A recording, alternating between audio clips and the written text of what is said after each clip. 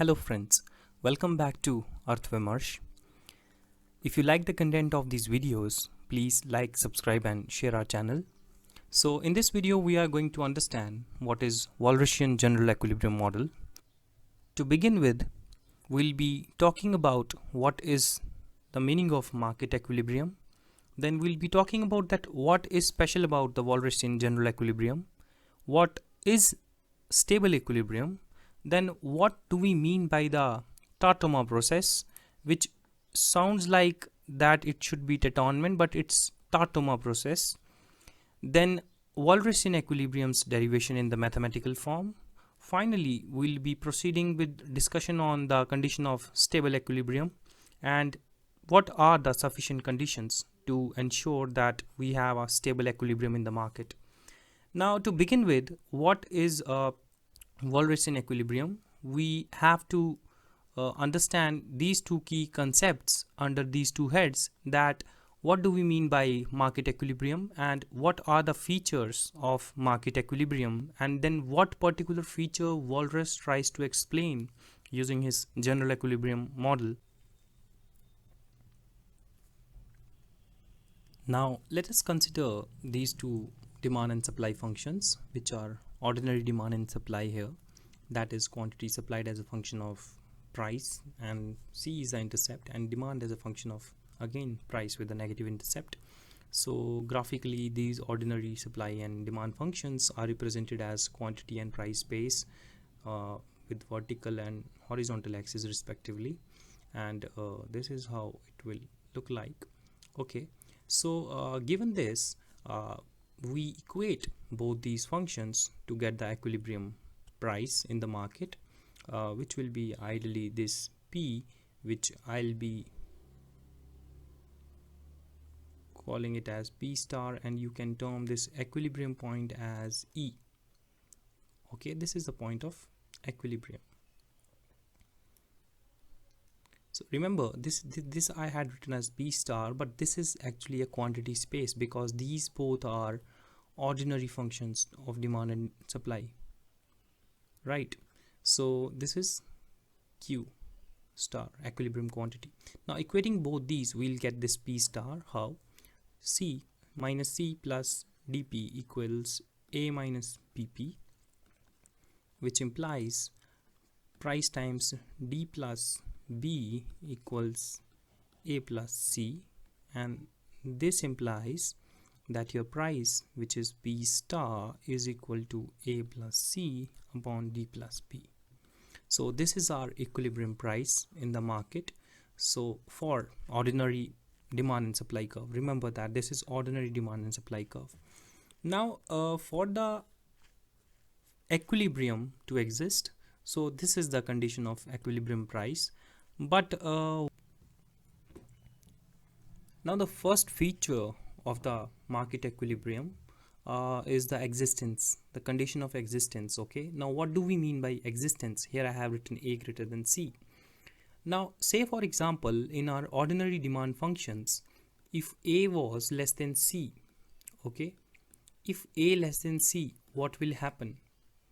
So let us try to understand it with a simple example. Say for example your quantity supplied and quantity demand, okay, they are given in a way that you are, say for example this negative C, okay, it's minus 4 for example, plus dP is 2 times P, and for this quantity demand you have a value of A which is less than this. So say for example this is minus 5, okay, or we can simply write it in positive terms as well. So if I write this as minus 5 and this as minus 4 minus 3p, all right. So given this, if we solve for the equilibrium, what we will get, plus 2p equals minus 6 minus 3p, right? So transposing both, we get 5p equals minus 6 minus 5, so plus 5 minus 1, price equals minus 1 upon 5, which doesn't make sense at all, right? But had it been that because here A is less than C. Now had it been the other case, if A greater than C, such that QS is equal to 6 plus 2P and quantity demand is equal to, take any value for A basically, which is greater than C. Okay, so any value greater than C, say for example this is plus 4, okay, minus 3P. Now what this implies is that your minus 6 plus 2P is equal to 4 minus 3P. This further will be implying that you have minus 10 equals minus 5P and your P will be 2, right? So your P is 2 here, which is positive, and this is what is implied by existence condition, that your equilibrium to exist, for your equilibrium to exist, okay, if this is price, quantity, space, say for example, pardon me for this bad drawing, but say for example this is demand, this is supply, okay, your demand curve's intercept, that is A, should always be greater than your supply curve's intercept, that is C, right? Your A should be greater than C. A greater than C, only then you can have this intersection and your equilibrium point, right, which was P star for example. But if you had a case where A was less than C, which means essentially means your demand curves intercept this intercept, okay, so this intercept of your demand curve, say for example this was your demand curve, if it was less than your supply curve, this is your supply curve, okay, if this is less than your supply curve, this is C, so this is C, right? So if this is less than I mean your supply curve intercept, you don't get an intersection in the positive quadrant, so your solution doesn't exist, right? It's not in the positive quadrant, no positive quantity or price space is there when your equilibrium is there, right? It's in negative. So that is why we have this condition that for the market equilibrium to exist, to have this intersection, we must have A greater than C. Okay, so this is the key takeaway from this discussion. So this was the first feature. Now let's talk about what do we mean by uniqueness. Now what do we mean by uniqueness? So we can rewrite these ordinary demand and supply functions as inverse functions, which we generally use when we are, I mean, having any standard measure or any representation generally in the economics, right? Even graphically you would have observed that you generally use you very rarely use this criteria for demand supply framework. Rather you mostly resort to using quantity on the horizontal axis and price on the vertical axis, right? So basically inverse demand functions represent this space, and this is what the ordinary demand supply functions look like. I mean, and this is how the inverse demand supply functions have to be represented graphically. Okay, so now let's see what are the inverse demand and supply functions here. So for example, for from these functions we can rewrite the first equation for the supply as price is equal to theta plus delta Q, okay, such that now here I had taken Q, I mean don't confuse this theta, this is theta, okay, this is theta. So here theta is and delta both are greater than 0, and for the other equation, so this was for this, and for the demand we have this. So for the demand we have the inverse equation as alpha minus beta Q. You can rewrite it in the form of, say for example, this QS. This will make it understand easy. Yeah, so such that again here we have alpha and beta greater than 0. Now these both are what we term as inverse demand and supply representation. Now here the condition should be that your theta should always always be less than your alpha, or alpha always greater than the theta.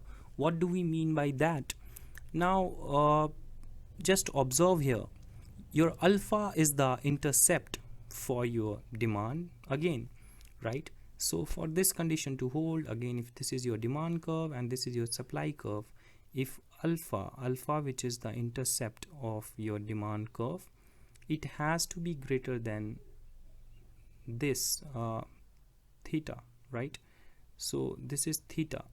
So intercepts, basically intercepts, okay?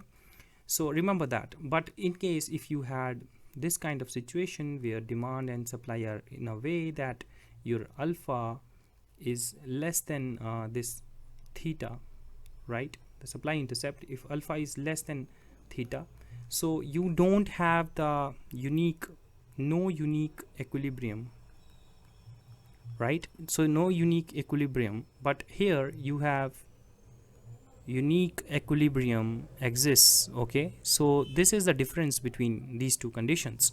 So remember these features, that for existence we should have this situation for given the ordinary demand and supply function, and for the uniqueness, we know that there has to be only a one particular price which is equilibrium price. We cannot have multi-price equilibria, right? Then we don't get a unique solution. So for the uniqueness, we should have this condition to hold for the inverse demand function and supply function. So now moving further to the concept that Walras tries to emphasize on, that is particularly the stability, okay? But stability now Walras has classified under two heads, which is local as well as global stability. So we are going to understand first of all that what do we mean by stability, okay? Now the third feature is stability, right? Now the third feature was the stability, okay? This is again a feature of market equilibrium, right? Now for the stability to hold, what should we have? Now Walras classifies stability under two heads, that is local and global. Now I mean, in the framework you have this kind of understanding that the stability can be local as well as global. Now what do we mean by local stability is that, say for example, you have a framework like, for example, this is your demand, this is your supply, okay? Now if, say for example, there is a particular price which we call as equilibrium price. Say for example, in the neighborhood of P, if there is any price near to P, okay, anywhere nearby P, if that point is in the neighborhood of P in such a way that it can restore back to P. I mean, for example, a person moving from place X to place Y, or city X to city Y, okay, alone. So if you expect him to return back, say for example, the distance between the cities is 400 kilometer, okay, it's a place where person X or any person has never been to, I mean, prior to going there. So it's for the first time he is going there. What do we generally expect? That whether he or she will be able to manage their way back to the original place or not. I mean, if it's nearby, obviously you will not forget, I mean, the way or the means to head back to your city, right? But say for example, now the distance between the city where a person originally lived and now the city Z where the person has gone to is 15,000 kilometers, okay? Now maybe he is completely in an uncharted territory. He might find it difficult, or he might not be able to get back to his original place, right? because there can be a number of reasons. So what do we mean by local and global stability is, say for example, if there is a point or there is a price which is not in equilibrium. Okay, if a price is not at equilibrium but it is in the neighborhood of the original price, okay, but over the time it converges back to P, right? If it's able to converge back to P, then you have this local stability. Okay, but for the market to be locally stable, it should be near to P, right, in the small neighborhood. But for the global stability, when it tends to equilibrium price, it's I mean, for example, if you had a point P here which is far away, okay, from P, this might not revert back to equilibrium. Okay, if in case if this point is able to get back to the equilibrium, okay, if this is getting back to the equilibrium, then you can say, okay, globally also you have stable point, but if it's not getting back, only this neighborhood point is coming, so this is locally stable. Okay, but for a point to be if a point is globally stable, if point is globally stable, it do not, okay, if a point is globally stable, is it necessary that it will imply local stability? Obviously not, right? So global stability or do not imply our local stability, and local stability do not imply global. Only unique equilibrium, if it's there, then you can expect that you have a stable framework. Only unique equilibrium implies local and global stability. Remember this. Now this is very important observation from this discussion. This is what we essentially will be looking in the framework as well. So Walras will be emphasizing that only if you have a unique equilibrium, then only we can have a point where we can attain local and global stability. Now to explain this entire framework, we consider the mechanism which was proposed by Walras. So Leon Walras, what he did, that in a price quantity space, because we know that the dynamics of demand and supply are working, so he is trying to basically explain that if in case there is going to be excess supply or excess demand, here supply is greater than demand, so it's excess supply. If supply is more, your prices should fall. This is what the Walras was essentially trying to say. Okay, and if your demand is greater than supply, your prices should go up. So what he meant to say, that excess demand, all right, if in case there is an excess demand, it should imply or take the market towards the price rise, and if there is excess supply, so your prices should fall. Okay, now this excess demand and price supply which is bringing alteration in this price, okay, this is being driven by a process which he terms as the Tâtonnement process. It's not Tâtonnement, it is pronounced as Tâtonnement process. Okay, remember that. Now what happens under this Tâtonnement process is that there exists a central auctioneer who has a role of a market coordinator.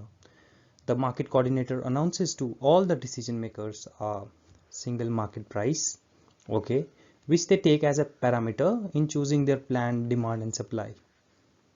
So what does this mean? Now think of a simple auction market or a bidding market. Okay, say for example a famous cricketer's bat is being sold, right? Now in the same fashion, when we talk about the market for demand and supply, Leo Walras essentially is trying to define the Tâtonnement process as a process which is working in such a fashion in the market that it's ensuring, okay, it's trying to coordinate the mismatch between demand and supply. In case if there is going to be an excess supply, it's going to restore back to the equilibrium. In case there is going to be excess demand, so it's again pushing the market back to the equilibrium point E. Okay, so point E is the equilibrium. So the Tâtonnement process basically is functioning as a market, coordinator's role is being served by the central auctioneer. Okay, so this is what the Tâtonnement process means. This is somewhat similar to what Adam Smith in Perfectly Competitive Market defines as invisible hand. But Walras never explicitly mentioned or used the term invisible hand, so remember that. But yeah, the role which is being played by the central auctioneer here is very much similar to that of an invisible hand, because here again the central auctioneer is trying to ensure that the market is coordinating, that the mismatch between demand and supply is being met, and the market is again reverting back to the equilibrium, right? So this is all about the Tâtonnement process. Now let's move on towards the mathematical derivation of this entire framework. Now to derive this concept mathematically, let us consider that our price is independent and quantity is a dependent variable. What it essentially means that in functional form you can write Q is equal to, okay, a function of price. Your price is independent, right? So your price, if it's going to change, it will imply that your Q is also going to change.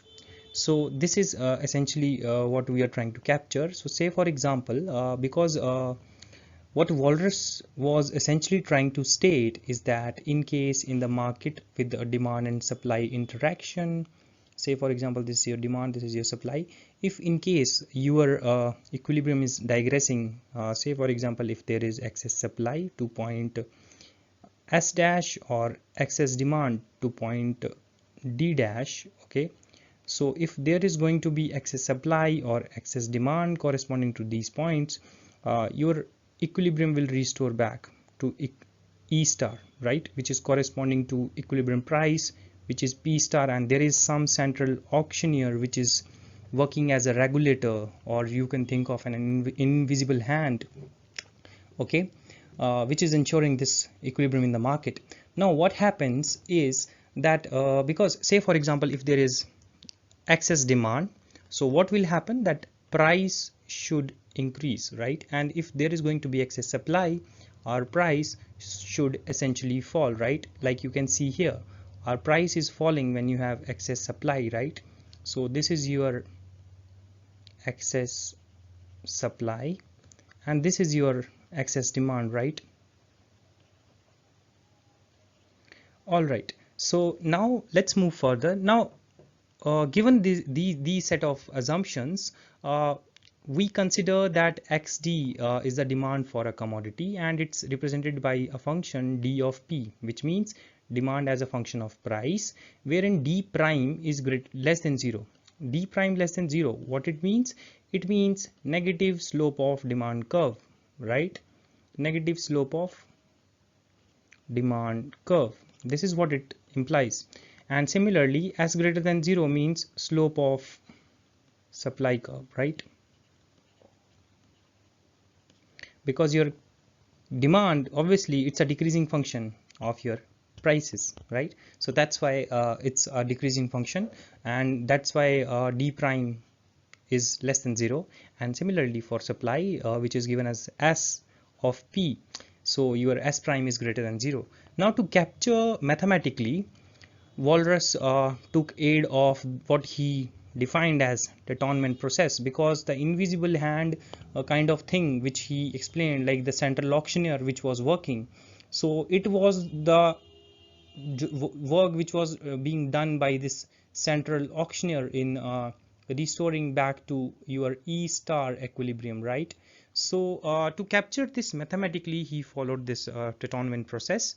Now in order to capture this process, all right, we will proceed with defining the price adjustment mechanism as, so the price adjustment mechanism, okay, can be given as, so we define the price adjustment mechanism as, so the price adjustment mechanism can be given as dp upon dt is equals h times x subscript d minus x subscript s. Here x is essentially what we had assumed here, right? Remember, this is demand and supply. Now what does this mean? So now observe this thing that say for example if I name this as A, okay. Now obviously this is applicable. A holds here, okay, because of A, which we have mentioned here, right? Because if there is going to be excess demand, which means if this is going to be greater than your supply, so your price change with respect to change in, I mean over the time, right, it will be adjusting in such a way that it's going to be positive, right? Because your price is going to increase if xt is greater than excess, right? If excess supply is there, which means excess supply implies that your xs is going to be greater than xt, which means this is going to be less than 0, right?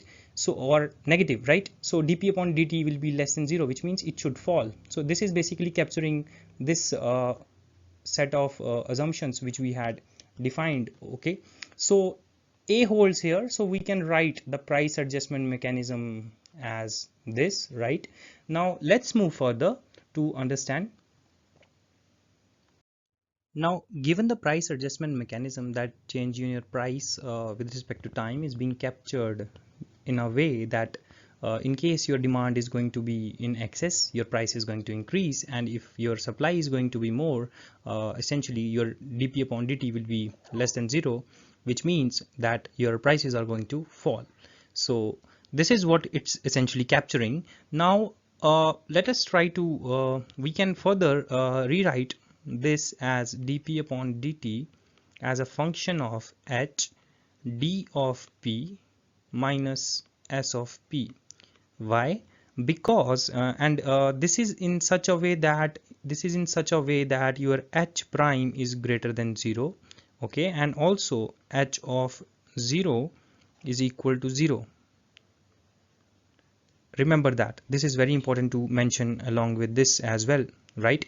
So why I have written this? Because your dp, essentially what was it capturing? Your xt was equal to d of p. If you go back to the previous slide, you will observe that we had taken this assumption, and your xs was equal to function of price, right? This is how your supply and demand functions were assumed to be, right? So this is given, this is because, right?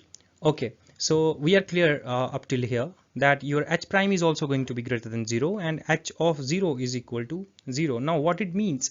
So what it basically means, so here h, okay, now here h is a sign preserving function. Now what do I mean by that? This is very important, okay, just note what I am going to mention about this. So this is a sign preserving function. What it essentially means, that that is okay, if your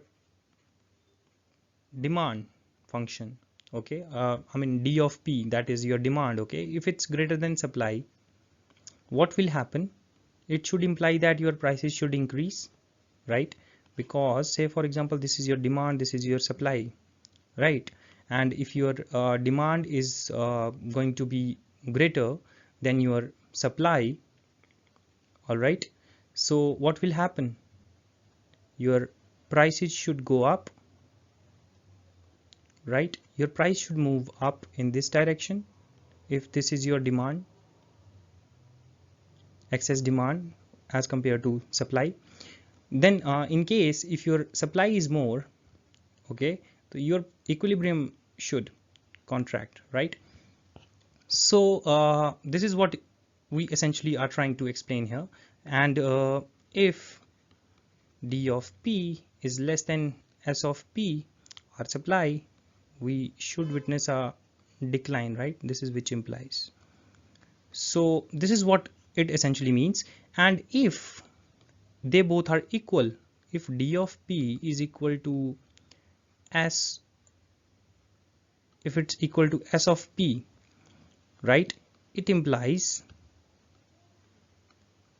equilibrium, right? So this is what we are essentially trying to capture, right? So there will be no price change.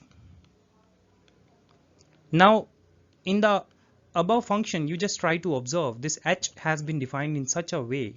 If your DP is going to be greater than SP, your price is essentially going to increase. It will remain positive, right? And in case it's going to be less than this supply price, so definitely supply, it will be witnessing a fall. And in case if these two are equal, then essentially there should be no price change, right? So this is what is being essentially captured by this, okay? And excess demand and supply are obviously being captured here. And this is because of this sign preserving function, which is taking into account that the signs, for example, if your demand, say for example someone says that it's going to be negative, okay, if I turn this value to be negative, or say for example if your supply curve, essentially I'll tell you how it's a sign preserving function. Say for example your supply is in very excess amount, okay, say for example it's greater than demand, like the case here. So definitely if that was the case, if this was not a sign preserving function, this value will turn out to be negative, right? Because this is negative SP, so this will be negative, right? So what will come out is your dP upon dt will turn out to be negative, which means that your price change is going to be low. All right, so yes, that is going to happen, that your price is going to fall. But in a sense, if you observe that if your demand is going to be negative, all right, so what will happen then? So essentially what will happen then is that your price alteration should be in such a way that you witness an increase in the price. But essentially this won't be able to capture that effect, right? Because dP upon dt will again become negative and it will try to emphasize that your price should again fall, right? But it has to go back to the equilibrium, right? So this is a sign preserving function which is doing that role here, okay? And now we are also assuming, okay, now we are also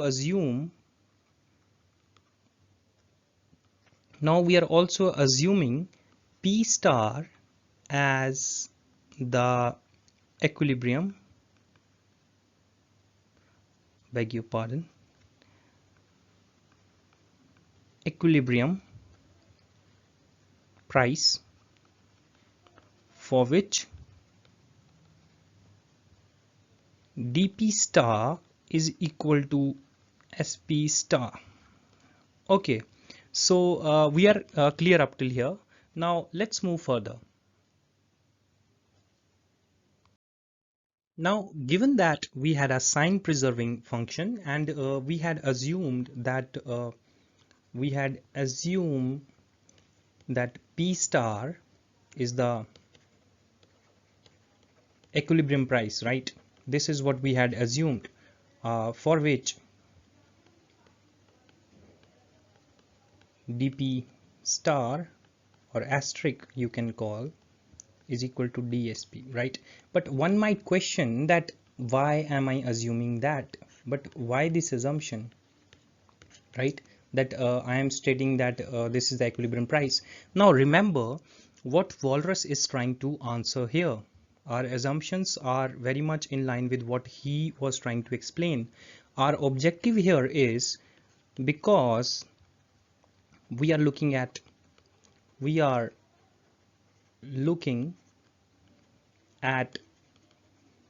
stability here.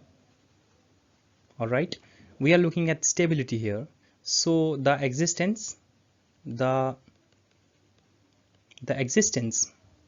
okay, is taken care of already.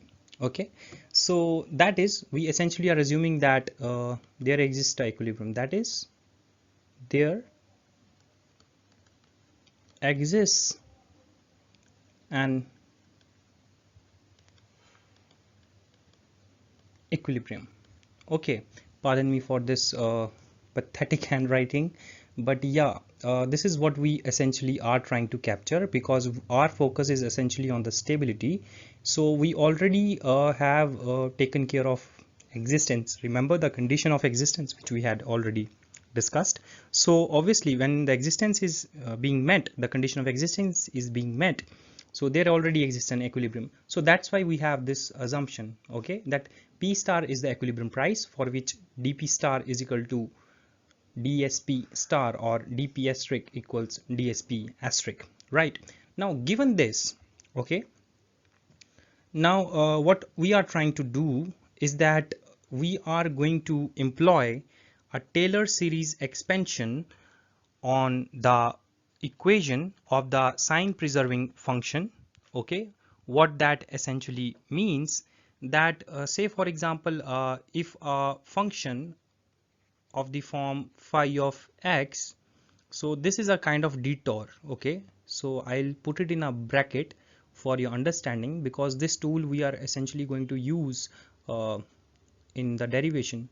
So this is just a note. Okay, so say for example you have a function phi of x. Okay, so the Taylor series expansion of such a function, if you have to give, or if I may try to define it, say for example phi, or for phi of x, okay, for phi of x, such that phi of x is an arbitrary function. Okay, arbitrary function. So such that if we know the value of this function, if we know the value of this phi of x function at say for example x is equal to x naught, that is phi of x naught, essentially what I mean, right? So say for example I know the value of the function at phi of x naught, and also the deviation, phi prime x, okay, then phi double prime x, and so on, okay, and so on, all exist and defined at x is equal to x naught, that is essentially in the same function phi prime x naught, okay, phi double prime x naught exists. Okay, so if this is the condition, then there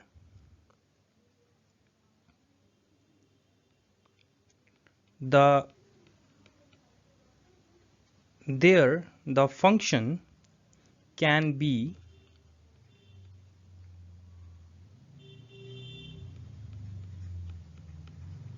expanded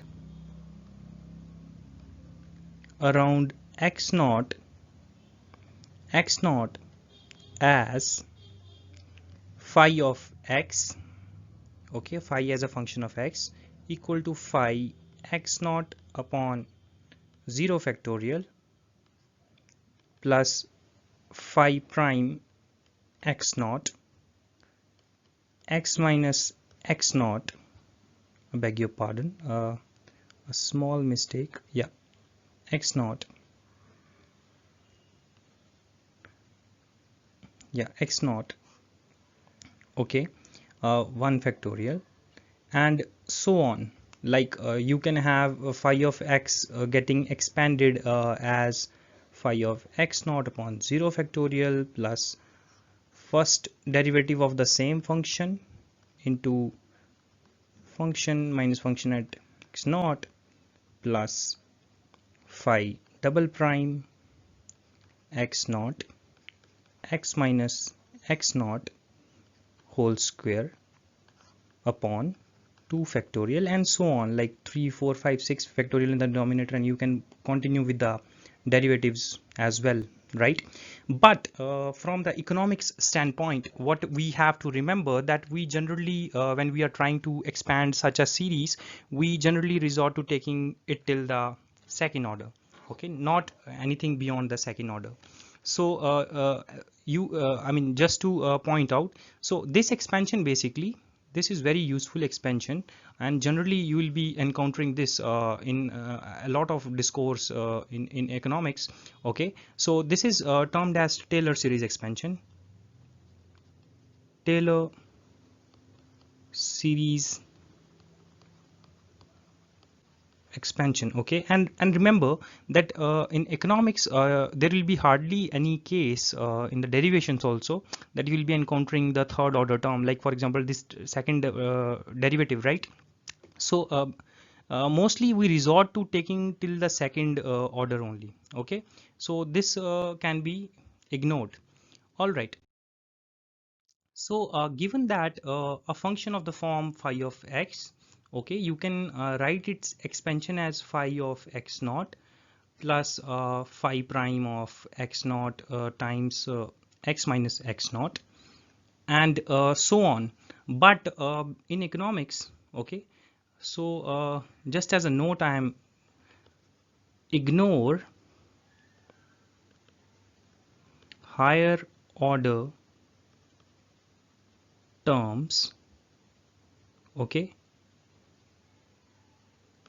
in eco beyond second order actually, okay. So we are considering only up to second order, so this will be the expansion for our function phi of x, okay. Now because for example, if your x is equal to x naught, this is similar as stating your p is equal to p naught, remember that, all right. Now given this, now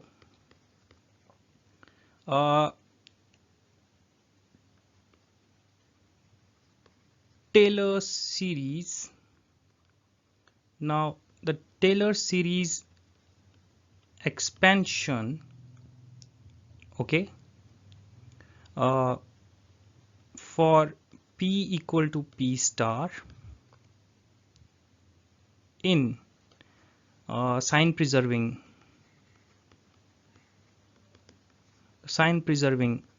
function, that is dp upon dt equal to h of demand minus supply, okay. This function, okay, Taylor series expansion, what would it be of sign preserving function, uh, that is this plus what will it be, h prime of d prime p star, right, d prime p star minus s prime p star. This will be the expansion. I'll write it, try to write it little clearer. So the Taylor series expansion for p is equal to p star in the sign preserving function, okay. So we can write it as dp upon dt is equal to h, okay, times d of p asterisk minus supply at equilibrium plus derivative of this sign preserving function times d prime p star minus s prime p star. Okay, so this will be our expansion of the Taylor series times, I beg your pardon, so it will be times p minus p asterisk as well, right? So this will be the expansion. This term we had missed here. So okay, so this will be multiplied by p minus p star. Okay, now because we are ignoring, so just as a note, ignoring higher order terms, and you know the reason why. Okay, so by convention generally we resort to taking it up to the second order. So we have this expansion with us. Okay, now in this equation, okay, now in this equation fundamentally, which I am trying to put it in this box as highlighted. Now for the sign preserving function, when we did the Taylor series expansion for that function, we obtained this result. Okay, now at p equals p star, that is equilibrium, such that our demand at this equilibrium price is equal to supply at this equilibrium price, and our function, which was this sign preserving function, h of 0 is equal to 0, because this condition must hold, right, for the sign preserving function. We have mentioned this earlier as well.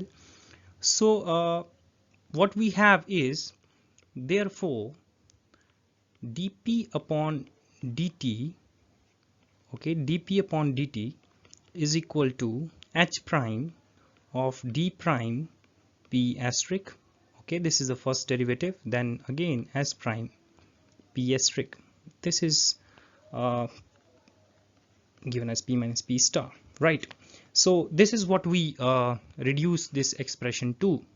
All right, now given this, okay, now given this, we again let p minus p star, okay, which we have here, is equal to small p. I'm assuming it to be equal to small p. Okay, so this is assumption. So this implies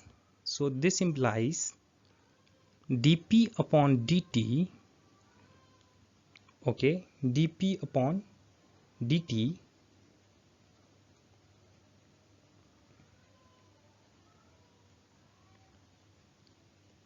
is equal to d small p upon dt, right? This is capital P, remember, this is capital P, this is small p, because p star is the equilibrium price. Okay, now what we do, integrating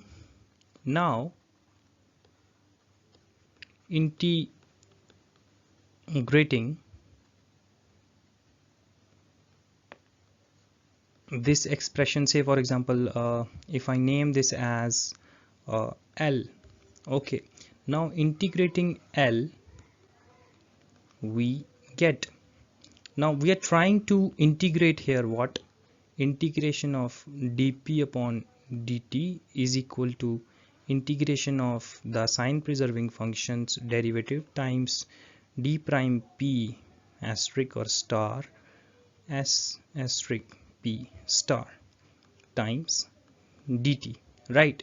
Because we already have assumed our small p here, okay, right? So small p is equal to p minus p star already assumed, so that's why we have this expression. Oh sorry, my bad, this dp upon small p, right? Because this small p is transposed from here to the denominator. Okay, I'll write another step here, otherwise it might confuse you. So I could have written it dp upon p, so this implies Okay, this will imply, this assumption implies that your dp upon p, because this entire term is coming to the denominator on the left side, right? So dp upon p is equal to h prime d prime p asterisk minus s prime p asterisk times dt. Now I guess it will be clear. Okay, now okay, let's name it as m. This is equation m. So this is your equation m. So all right, so this is from m.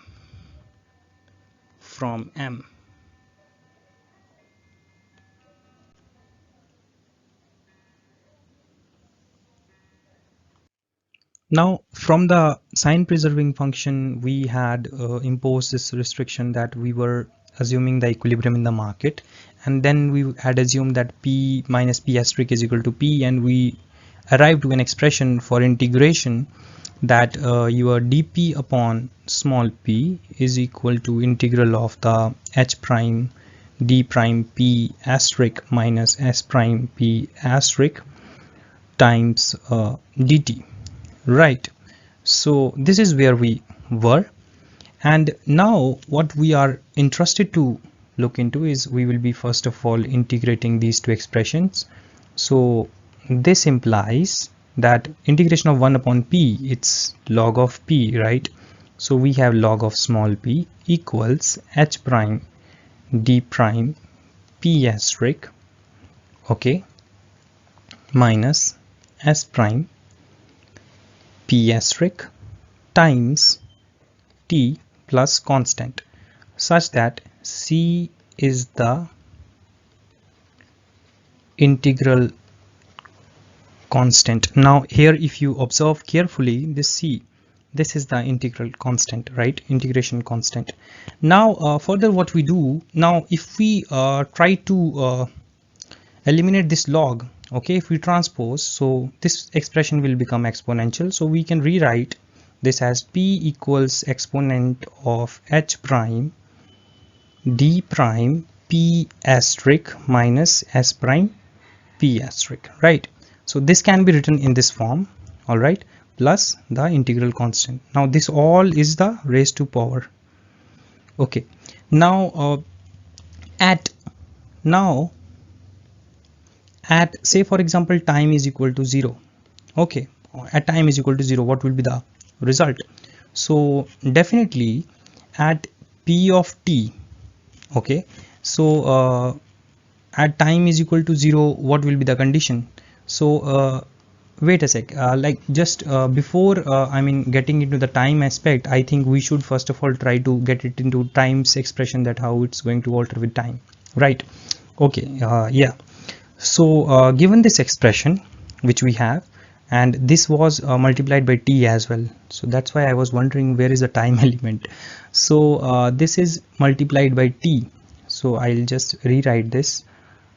There is a small typo here, I forgot to mention t here. So here it's being multiplied by this t, this is time, plus c. Okay, so we can rewrite this expression if we define a equals e to the power c. Okay, we get, now here c, what does c means? This entire expression, right? So we get p minus p asterisk equals a e to the power h prime d prime p asterisk minus s prime p asterisk, all right, times t. This is what we will be getting as an expression. Okay, now where from did this come?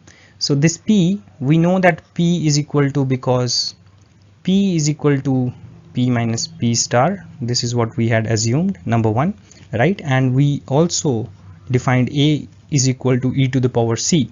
So this is basically essentially what we have defined as an a, right? So simplifying this, what we get is p minus pt. So let us try to transpose, for example at t equals 0, all right.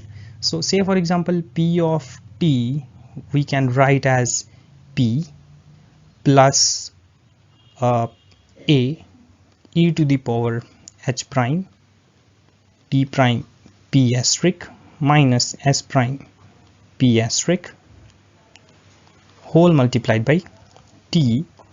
Okay, and because our observation now is to focus, we are trying to focus on t is equal to 0, what happens then? Okay, so obviously at t equal to 0, it implies that uh, p of t equals p, this is asterisk, okay, remember, because this was asterisk, so this is p asterisk plus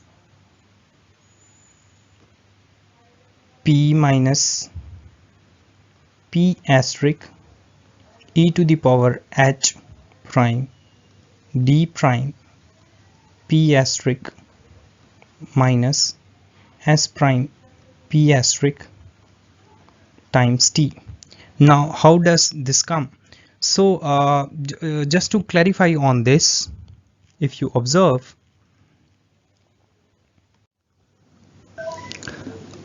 now at so now at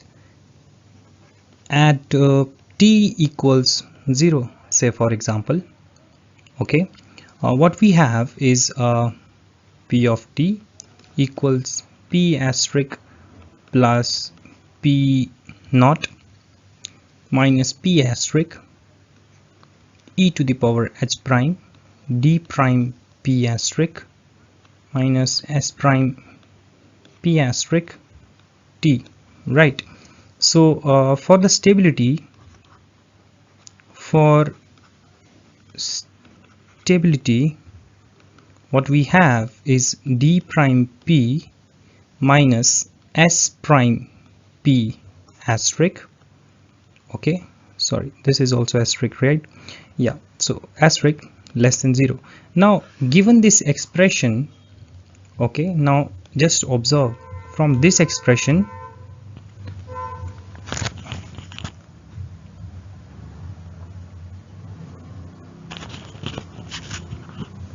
now from this expression which we have obtained, we must have this condition holding true, that this should remain less than 0, okay, for the stability. Now this is, you can call, condition of stability in equation lambda. I am naming this equation as lambda, so you can also call this lambda, okay, so this is equation lambda. So condition of stability in equation lambda, right? So I'll try to note it down clearly so that it gets more easy to understand. Now given the condition of stability for this expression that we have, that is for pt equals p asterisk plus p minus p asterisk times e h prime of d prime p asterisk minus s prime p asterisk, okay, so for this condition, okay, for this condition, for stability we have is d prime p asterisk minus s prime p asterisk is less than 0. So commit this equation to your memory, okay, so this is fundamentally what is the condition of stability, which essentially we are trying to capture in the Walrasian framework, okay. So this is very important equation, that your d prime p asterisk minus s prime p asterisk is less than 0, okay. What does it mean? So I'll be explaining it in the coming section, but before that, so if we observe from this equation, so pt was equal to p naught minus p asterisk times e to the power h asterisk d prime p asterisk minus s prime p asterisk, right, and times t, okay, plus p bar. Why p bar? Because we had transposed that price to this side, such that, now remember that thing, that this p bar, this p bar, this p bar, okay, this is equal to this, okay, so p bar is equal to p asterisk, so that's why I'm writing it like that. Okay, now because we have this expression in place, we can and given this condition of stability, what is it implying? If you recall, our d prime p asterisk minus s prime p asterisk, okay, this essentially implies what? Your excess demand, right? If you recall, if you go back to the initial assumption of demand and supply function, and we know that the difference of d prime and s prime, what it equals to, so this is excess demand, okay, so remember that, and we are going to denote this as E as a function of price, okay, this excess demand function. So E of P, that is excess demand, okay, excess demand is equal to d prime p asterisk minus s prime p asterisk, and which essentially, given the condition of stability, comma, for stability, what is it? It's less than 0, right? So it is negative. So therefore, for stability, if you notice, your excess demand is less than 0. Now this is the most important result from this entire derivation, that your excess demand function, that is your E of P, has to be less than 0, okay, this is very, very important. So what essentially it's trying to imply is, now because your d prime p asterisk minus s prime p asterisk is equal to excess demand is equal to E of P, okay, so this is how I am representing it.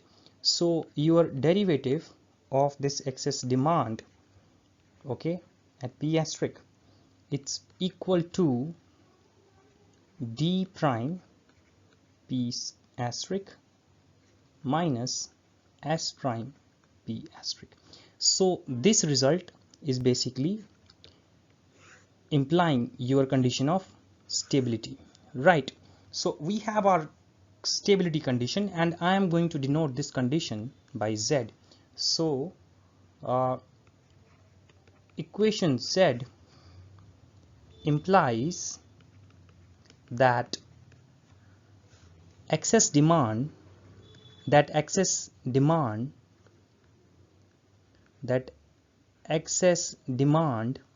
okay, must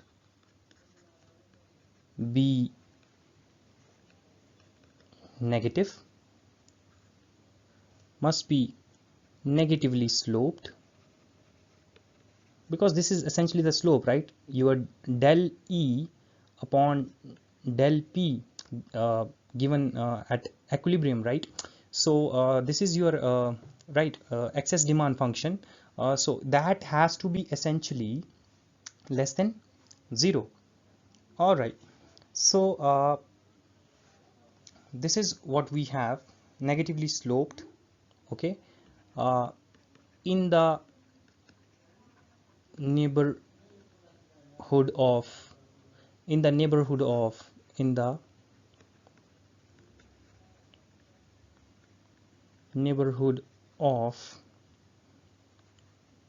equilibrium, that is E prime P less than 0, that is the derivative of your excess demand function has to be less than 0, right? So Also, one thing you must note, this is very important, because we had derived that expression. I forgot to mention one thing, uh, that why we have this as negative. I mean, if you are to recall, I just want to emphasize on that thing, that why do we have that condition of stability? I mean, what assures that we have stability, right? Because if you recall that we had the equation from which we have derived this condition of stability as pt equals p naught minus p asterisk, right? uh, e to the power h prime d prime p asterisk minus s prime p asterisk t plus p bar. This was our condition, right? So this is again very important result. Limit t tends to infinity, pt equals p bar, where p of 0 is equal to p bar. Remember that this is essentially what is assuring that we have this equilibrium working in place, and we are arriving at this stability condition which we have talked about, that our excess demand has to be negatively sloped essentially, and that is must. Okay, so since our h prime greater than 0, right? So d prime p minus s prime p less than 0. I'll rewrite d prime p asterisk minus s prime p asterisk less than 0. Okay, so this is very important to remember. This is very important result. Remember that this is again very important. I'll highlight it once again. So please note that from this expression only we are getting to the stability condition. With if t is tending to infinity, obviously our price is going to be equal to that of the equilibrium price, and given that our constraint of the sign restriction function, sign preserving function, that its derivative is going to be greater than 0. This is the essential condition. So if it's the case, so definitely for d prime p asterisk minus s prime p asterisk, we have it less than 0. So this is how we arrive at the slope and the condition of the stability in this Walrasian framework. Now moving further, we'll be specifically trying to understand graphically that what does this excess demand function means, and how to point out. So also note that when I'm stating that our limit t was tending to 0, and we had a scenario such that our pt is equal to p bar, like limit t tends to infinity, like I have discussed already, that pt is equal to p bar, and where we had p of 0 is equal to p bar. Okay, and since h prime greater than 0, so we had d prime p star minus s prime p star less than 0. Okay, so given this condition, obviously if you recall, like I talked about the existence condition also, because stability was our prime concern here, not the existence.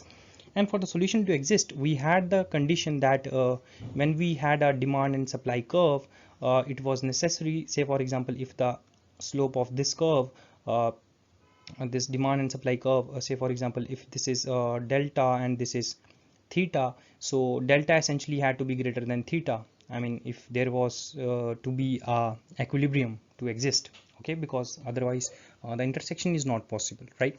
So that the intercept, that is this is the intercept, not the slope. I beg your pardon. So this is delta is this intercept, this is delta, and this is theta. Theta is for the supply, so this is theta. Theta is for the supply. These are the intercepts. Okay, so we had this condition, right? So demand is equal to supply obviously won't imply convergence, right? this is not going to imply convergence. This is only implying that there is going to be an equilibrium which is going to exist. But for the convergence we must have this. Okay, so only if this mismatch is there, then you have that Tâtonnement process working in place. So this is essential for convergence in terms of stability. Okay, so implies convergence also, right? Implies or captures convergence. So just as a note, I just wanted to highlight that this basically captures the convergence as well. Now let's move on to the graphical representation or the graphical assessment of this equilibrium and try to understand. Now consider the figure which I am going to draw here for the demand function, excess demand function E of P against the prices. Okay, and if it's a upward, if it's an upward sloping function, okay, excess demand function is upward sloping, and we have E prime P to be greater than zero, or we can rewrite this as a function of price minus supply as a function of price equals E of P, right? And further we had dP upon dt is equal to h times d of P minus s of P, right? And further we have d, sorry, I beg your pardon. So this is dP upon dt equals lambda. Now I am replacing this h by lambda. Okay, now this is the speed of adjustment which I am going to denote by this lambda. What it means, this lambda has to be greater than 0 because h is also greater than 0, right? So this lambda, this is basically the speed of adjustment, this lambda. Okay, this h has been replaced by lambda. So this is capturing the speed of adjustment. If there is going to be a mismatch between demand and supply, how fast the equilibrium is going to get restored, that is being captured by lambda here. Now consider the case when you have positive excess demand. Say for example you have point this, okay, point L on the graph. Now at point L, obviously our EP is greater than 0, right? If EP is greater than 0, definitely your DP is greater than SP, means demand is greater than supply. What it means, if your demand is more, obviously your price should increase, right? So it essentially means that your price is going to increase, right? Price will go up from this point, right? Now in case if you are at point P bar, say for example here P bar, okay, and the excess demand function is given in similar fashion. If I extend it further backwards, it's like this. Okay, now your P bar is such that you have a negative excess demand, say for example somewhere here. Okay, if your excess demand is negative, what does that imply? A negative excess demand means your supply is greater than your negative excess demand. When will it be negative? When this term is greater, right?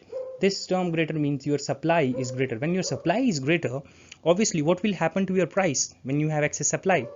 The price should decrease. So the movement will be in this direction, right? And for this case, you had the movement in this direction, right? Because this is excess supply, right? And this is excess demand. Now recall what the Walrasian, this entire framework was trying to capture using this Tâtonnement process was that in case if you have excess demand, okay, or in case you have excess supply, so the outcome will be in the market, there will be a central auctioneer which will be regulating the market in a way that the price is restored back to the equilibrium. So in case of excess demand, your prices essentially should have increased, and your supply, if that is in excess, your prices should fall. And the same phenomena is being observed here with the price fall and with the price rise, right? So this is essentially being captured here. And also you can notice that the point, if say for example if we had this as the equilibrium, P star as the equilibrium, so a point P underscore in the neighborhood of this equilibrium P star, right? This is not stable locally, right? What do I mean by local stability? If you recall that a point in the neighborhood of equilibrium, if it's able to digress back or restore back to its original equilibrium position, like the example I took, for example, if a person moves from city A to B, and if he manages to get back to city A where from he went to city B, then we can say that the stability is being restored locally. But if a point is far away from the equilibrium point, like we try to talk about in terms of global stability, and if in that case if it manages to get back to this equilibrium, then it's globally stable. Otherwise, if it's not able to get back to this equilibrium P asterisk, then again it's not globally stable or globally unstable. So obviously for point P underscore, right, so we had excess supply, price fell, and this point basically this is locally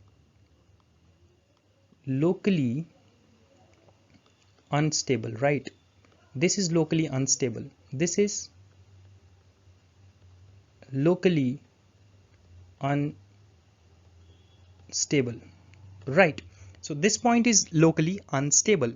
So to summarize what we have understood from this graph is that even a small shock, okay, small shock, say for example of the magnitude, if we had this point as P1 and this remains as P underscore, okay, this is P1, say for example this is P underscore. So even a small shock P1, all right, if given to this model,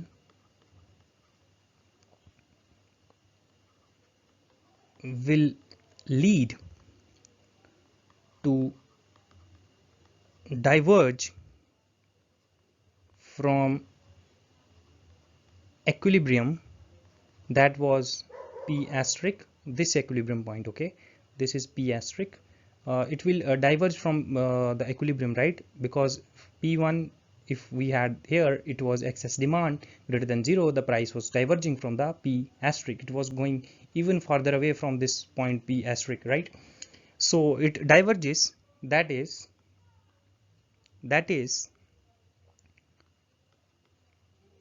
locally unstable,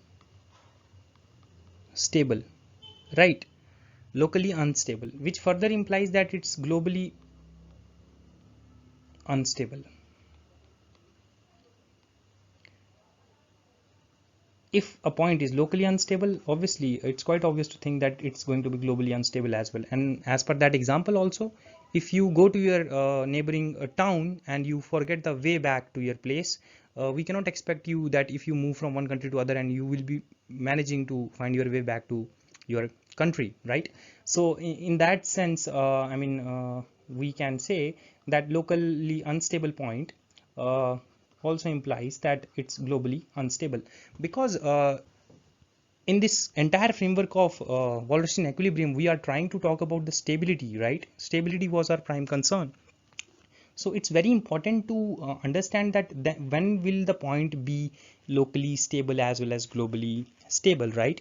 Now this was the case when our EP was greater than 0, right? Our excess demand was positive. Now consider the case, two, okay, in this case for say for example excess demands derivative is less than 0. Now consider this case, okay, which means that the slope of this curve is going to be less than 0. Now if we try to understand it with the help of a graph, let us see how we can do. So say for example this is your graph, this is your axis capturing the excess demand, and this is the axis capturing your price, right?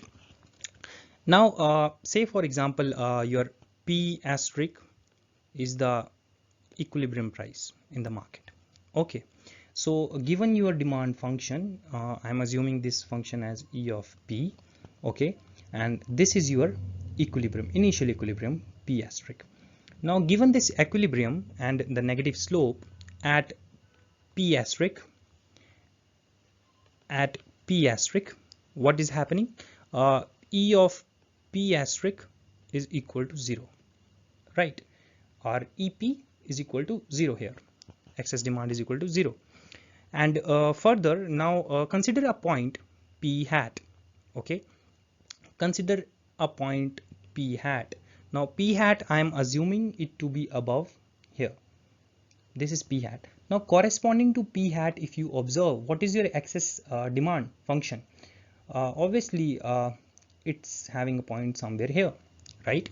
So this is negative, right? So at P hat we have E of P, right, which is less than 0, right? When the excess demand is going to be less than 0, what will happen? So this essentially implies that your prices, what will happen to the price? It will decrease, right? When your excess demand is less, that means you have a supply glut, so that means your price should essentially fall, right? So this falls, price decreases, okay, price decreases to P asterisk, now which is essentially captured by this point. Say for example, this is price fall, right? This is price decrease. Now consider the case again that you have P underscore point or P1, whatever you would want to take. Say for example, I consider a point at P1 asterisk. Okay, and now consider this point at P1 asterisk. What happens? Now P1 asterisk I am assuming to be below here. P1 hat, sorry, not asterisk. So for point P1 hat, if you observe, what is your excess demand function? Obviously it's going to be positive, right? So our EP is greater than 0, number one. So this implies our demand is more. So obviously when your demand is more, so your prices is expected to go up. So your price will be increasing essentially, right, to P star. So if I have to denote it here in the figure, so if you have a point here, so it will be again restoring back to that equilibrium P asterisk, right, which you have here, that is this equilibrium point. So what we can observe that in this case the convergence is taking place, both the points are tending towards equilibrium, right? Even in case of excess supply or in case of excess demand. So what we can say about this point? Okay, so if we observe, so P asterisk is unique, right? It's unique, and as it's monotonically decreasing function. Why unique? Because it's a monotonically decreasing function, only single point of intersection is going to be there. P asterisk is unique and is monotonically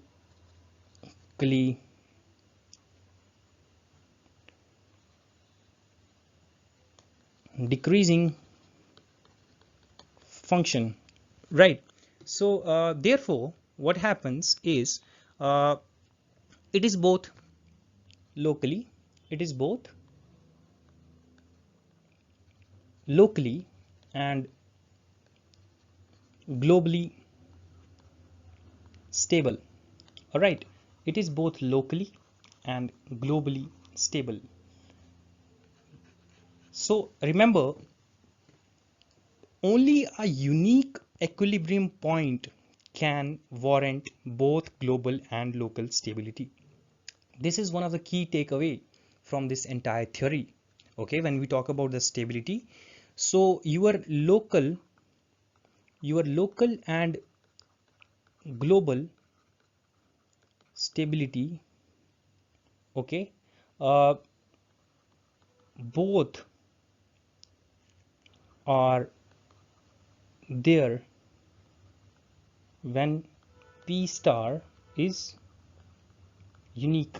This is very important result from this entire model, okay, to remember that your point, okay, P star, if it's price, if it's going to be unique, like for example in this case we had a monotonically decreasing function, so it implies both global as well as local stability. Okay, so what we can write for this is therefore that unique equilibrium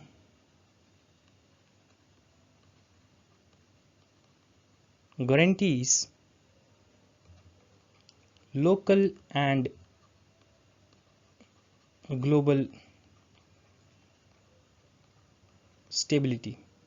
Okay, unique equilibrium guarantees both local and global stability, like in this case we have observed. Now, so far we have been discussing about the case of both linear functions, like we took in the previous two examples, like one was decreasing and one was increasing function of excess demand against the price, right? P against the price, and we try to understand that how local or global stability conditions are faring in both the situations. Now we are moving to a case which I would term as case 3. Okay, now here we are interested to look into for non-linear. Now we are interested to look into non-linear functions. Okay,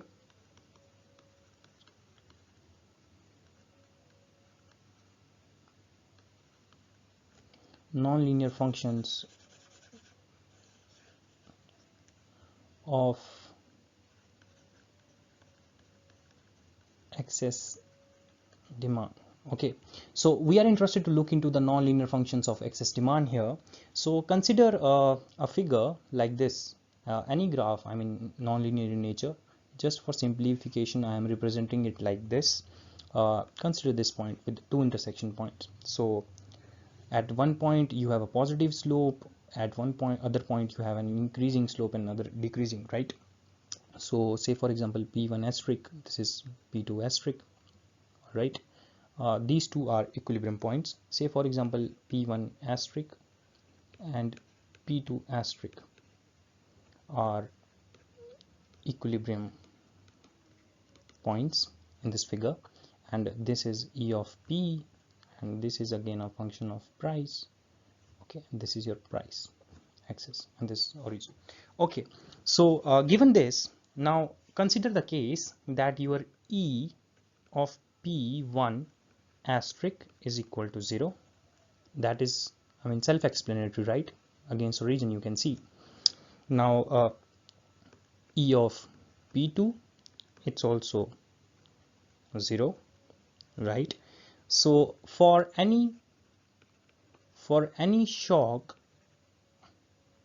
okay, or you can write for any small shock near P2 asterisk,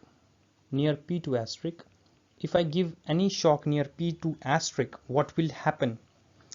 So say for example uh, near P2 asterisk I give two shocks like P1 hat and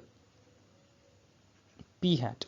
If I consider these two shocks okay, near to this, okay, if I consider these two shocks near the equilibrium P2 asterisk, what will happen? So let us try to understand. Say for example this is one point and this is the other point. So to name it, I call it P1 hat, this is P2 hat. Now we are looking corresponding to the P2 asterisk point, right? Corresponding to this point. Now see, at this point whether we have excess demand positive or negative will decide where the prices are going to shift, right? So for this case, definitely our excess demand is going to be negative, which means this is excess supply. If excess supply is there, so obviously your prices should go down, right?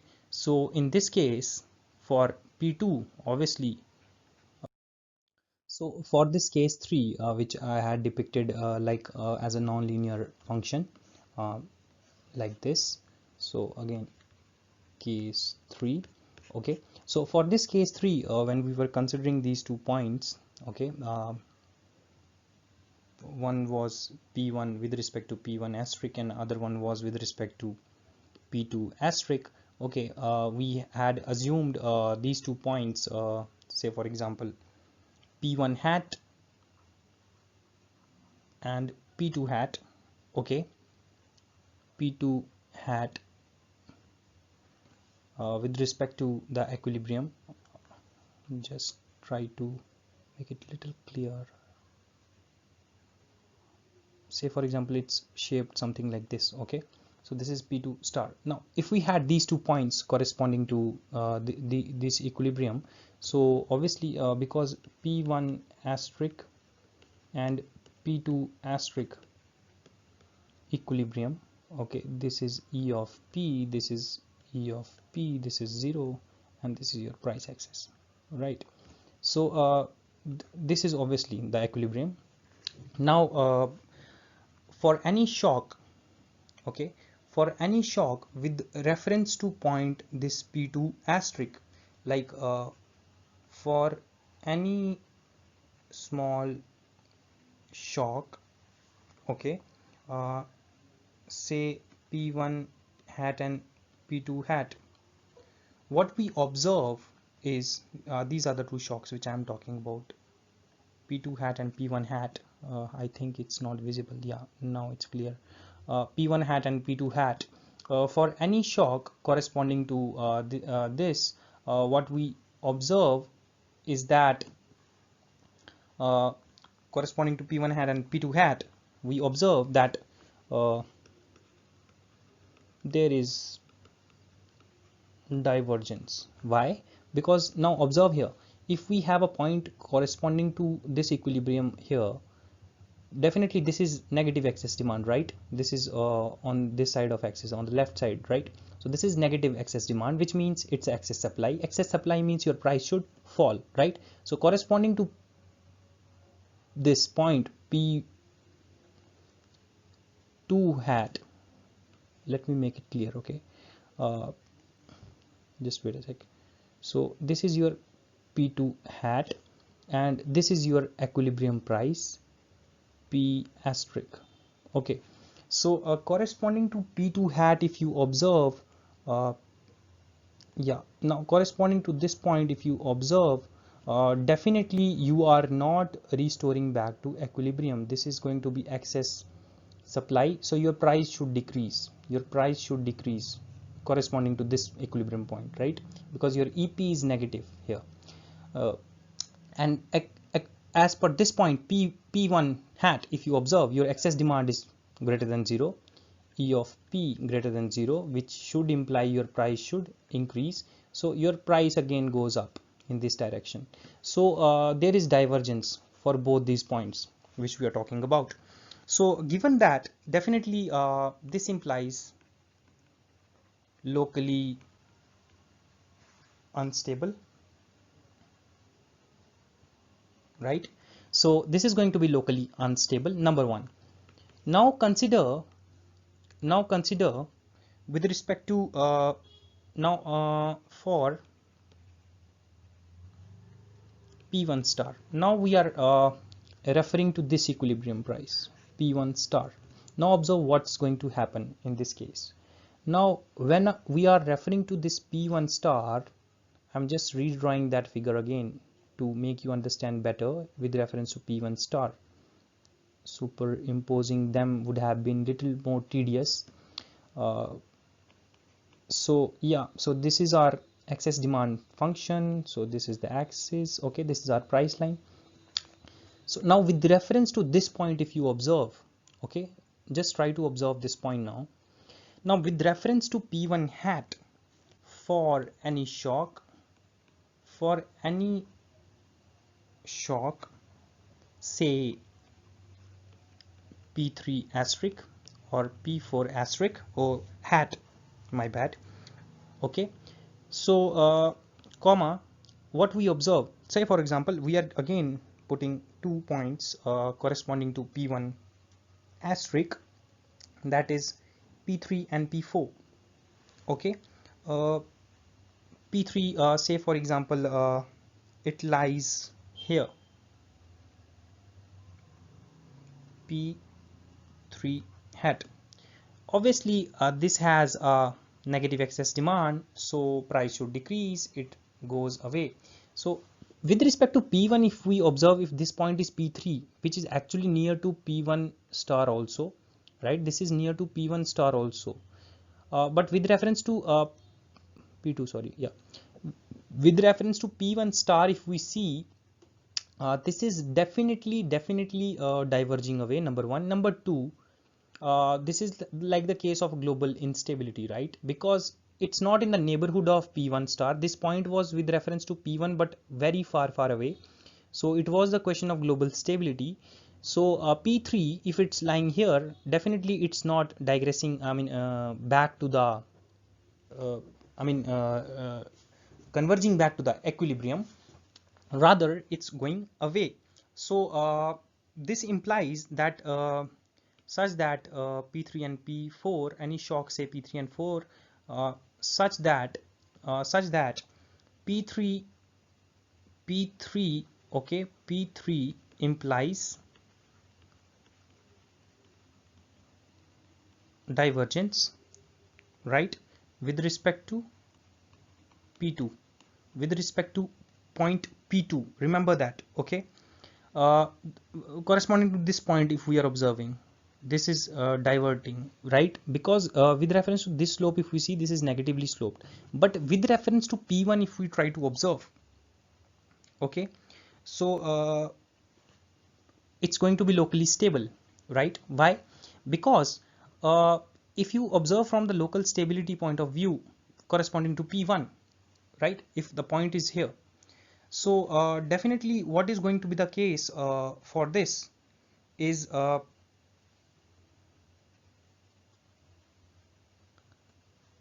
P3 with respect to P1.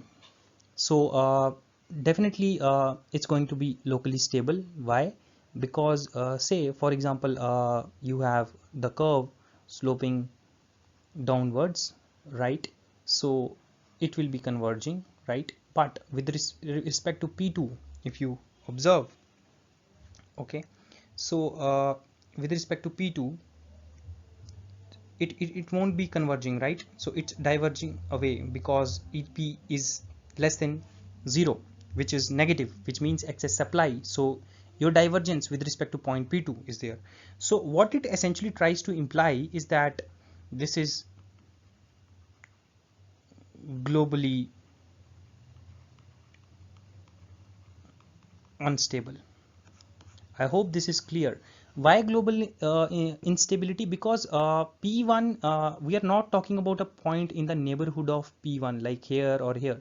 We are referring to a point with respect to P1 in the neighborhood of maybe P2 point, which is far away. I mean, in the globe, like if we think of, it's a point which is near to some other equilibrium like P2 asterisk, and with reference to that, other equilibrium point, this point is not stable, so that is not globally stable. If it's moving away to some other neighborhood point of equilibrium, it is not stable there, so it's globally unstable, okay. So but if we observe, if any point in the local neighborhood of P1 asterisk, any point if you think of near P1 asterisk, say for example I take a point L here, so definitely this L implies excess demand, so our price should increase. This implies a negative excess demand, which means excess supply, which means price should converge, and they converge back to the equilibrium. This is locally stable, right? Locally stable for L comma M. So for L comma M points, this was locally stable. But for a point like P3 hat, okay, for a point like P3 hat, forget the case of P4 for a while. If we just talk about P3 hat, so definitely it didn't converge with respect to P1, but with respect to P2 it converged. But obviously with respect to P2 also, if you observe, this is negatively sloped. It didn't converge, it actually diverged away, right?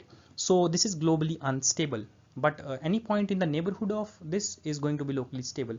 So what we get out from this discussion is that, to summarize, so what we get out from this discussion is that, I'll put it here. So local stability do not imply global stability, okay. So this is what it essentially means.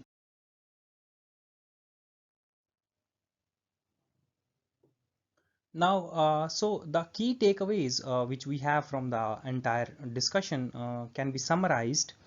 Say, for example, consider this figure for multiple equilibria, like the nonlinear case we were talking about. Say, for example, you have E of P function like this, wherein you have multiple equilibrium points like this, and this. Now you might be finding it easy to identify whether a point is locally stable or unstable. So say, for example, if I talk about this point, okay, with reference to this point, so definitely with respect to this point, you observe this is going to converge, this is again going to converge, so this is locally stable, right? And with respect to this point, if you observe, this is going to diverge, and if a point is here, it's again going to diverge, so locally unstable. Again, this is if any point with respect to this point C, okay, any point here with respect to C implies the price will fall. Any point with respect to C here will imply the price will increase because your demand is greater than supply, so this will again be locally stable. So what we have been getting overall is that when E prime P, when the slope of the EP function is negative, uh, when the slope of the EP prime function is negative, that is negative slope, then we get local stability, right? And so we can write, so we can write that, so existence of equilibrium requires A greater than C. Number one, this we knew from our supply and demand functions which we were talking about, that your intercept has to be greater for the demand as compared to the supply. Number one, for existence, right? So number one, for existence of equilibrium we should have exist, why is it not changing? Okay, so for existence of equilibrium A greater than C, so if I call this number one, okay, number two, for unique, okay, number two, if unique, okay, if unique equilibrium is there, if unique equilibrium is there, it implies local stability, and further it implies global stability, right? So this is the key takeaway. And how is this all happening, if I may ask?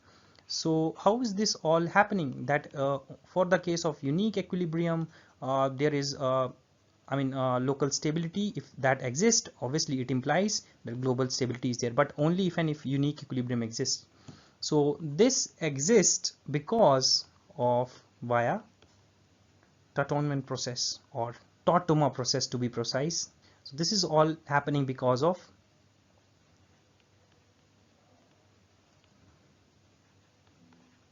the central auctioneer that is sitting there in the market, okay? Tâtonnement process of price adjustment mechanism, okay? So by Walrus. So this is all essentially happening because of the Tâtonnement process, or Tâtonnement process to be precise. So this is because of Tâtonnement process of price adjustment mechanism, which was explained by Leon Walras, that all this is happening. So this is all about the Walrasian equilibrium. Now to just summarize this, let's move on to the next slide. Now to summarize, we can say, so the sufficient condition, okay, so the sufficient condition can be mentioned as the sufficient conditions can be mentioned as an equilibria. Okay, an equilibrium is globally stable if your excess demand is greater than 0, number one. Okay, or you can say that if this is greater than 0, obviously it implies what? Convergence, right? Convergence. Thank you. I hope it's clear. CO convergence. Okay, so this is for the convergence part. Whenever so equilibria is globally stable if ED greater than 0, whenever, the important point is here, whenever, okay, remember this, whenever price is below the equilibrium price. What it means? That for a function like this, E of P greater than 0, right? So if this is the price axis, this is the E of P, any point, whatever price is below the equilibrium price, regardless of any point below the equilibrium price, if this is the equilibrium point, any point below the equilibrium price, okay, okay, whatever price is below the equilibrium price, it's going to be globally stable if ED is positive, number one. And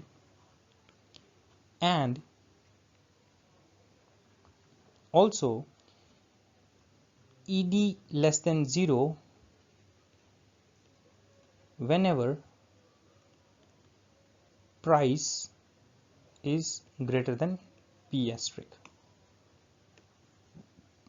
and ED less than 0 if it's negative, price is greater than P asterisk. So you can very well relate this, okay, price greater than P asterisk, ED less than 0 for these points, I mean these on the upper portion of this curve, right? So this is what it essentially means in terms of the first stability condition. Now what is the sufficient condition? Now the second sufficient condition is second one is B. Okay, remember these conditions, these are very important, and especially from the application point of view, exam point of view, I mean any perspective, it's very important. So second condition is that if A holds in small neighborhood of the equilibrium price, then it is, or to be more precise, then it will be locally stable. So this is the case which is going to be, so these both are the sufficient conditions. Remember that this is very important, and it might appear in some of the exams, or can be asked in any of the academic evaluation as well. So these two are the sufficient conditions regarding the stability. So with this we are concluding our Walrasian equilibrium model. So I hope this is now clear, and the only key takeaway one should always remember is that our excess demand function, based on that we can infer whether the point is going to be locally stable or not stable. Number two, that our excess demand function slope has to be negative, that has to be less than 0 if we have to warrant stability, because convergence essentially requires that the slope of your excess demand function, which was given as d prime p minus d prime d prime p minus s prime p, right, it has to be less than 0 always. Only then you can warrant that your convergence is there, right? Convergence and stability, right? So this is about the Walrasian equilibrium. If you like the content of these videos, please like and subscribe our channel. And in the next section, in the upcoming video, I'll be coming up with the Marshallian framework as well, because this framework, if you observe the Walrasian framework, this basically talks about price adjustment mechanism, and this is fundamentally very practical, and generally when you are reading theory or anything, you will find a competing theory to this, that is the Marshallian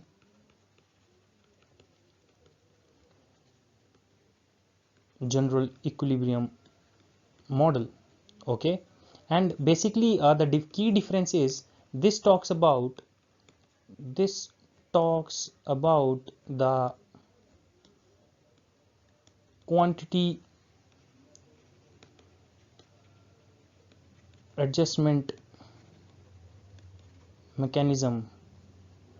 Okay, he tries to explain it with the adjustment of change in delta Q, that how the stability